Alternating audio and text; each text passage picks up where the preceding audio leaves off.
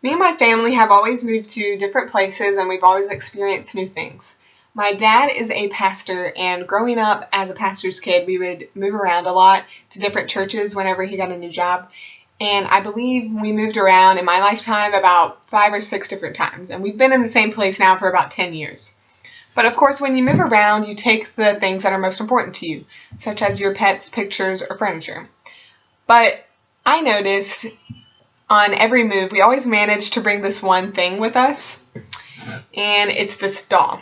And now to you, it may seem a little creepy, and it may just seem like a weird statue, but to me, it has much more meaning, and it has a story behind it. And family heirlooms are something that may not have any monetary value, but they're something that have a high sentimental value. So it was the summer of 1975, and I'm sure it was a very beautiful day in Kentucky where my mom was born.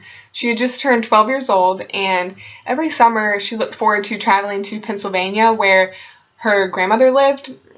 Now, her grandmother was a very artistic and eccentric woman. She loved to paint, especially ceramics.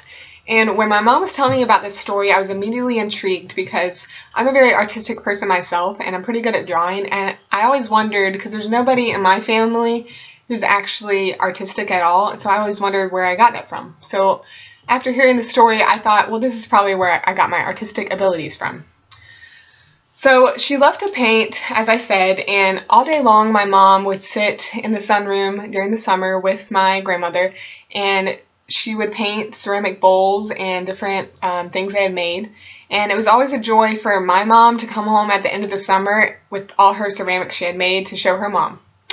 Now, my mother's grandmother had developing rheumatoid arthritis, and as the years went on, it got worse and worse, and she no longer could paint anymore. However, she had been in the process of making this doll for my mom for her next birthday. So growing up, I had always seen this doll in the house, and I remember as a child always wanting to play with it, and my mom telling me no because it wasn't the type of doll you play with, it was just for looks. And I never knew who had made it. I never knew the story behind it, where it had come from. And I didn't know any of this up until a few days ago.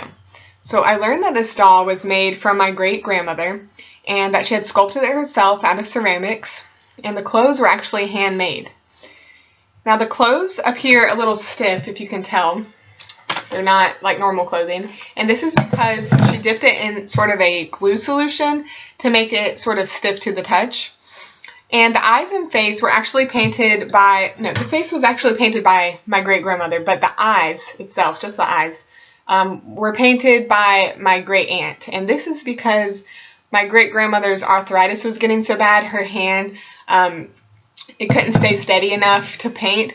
And so she had to finish the doll for my mom's birthday. She had to get my great-aunt to actually finish it for her. And my great-grandmother actually died a few months after she had given this doll to my mom. And it's just so amazing to me that this doll has grown up with me and has been sitting in my house for all these years, and I had never even heard the story behind it.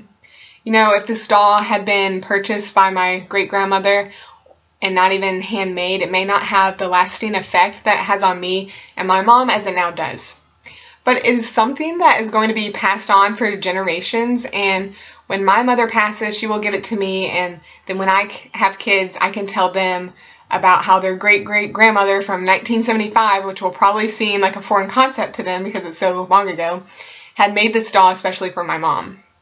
So in closing, I just wanted to point out that the things that are passed down from generation to generation are extremely special. Now, I've heard of so many people whose family members have passed and they don't have anything to remember them by. And to me, it's just very sad. So it's important to pass things down that you have received or even made to your children in hopes that they will value it as much as you do. And I know in the case of this doll, it made me just stop and think about all the things I have and how none of it really matters if it has no sentimental value to you.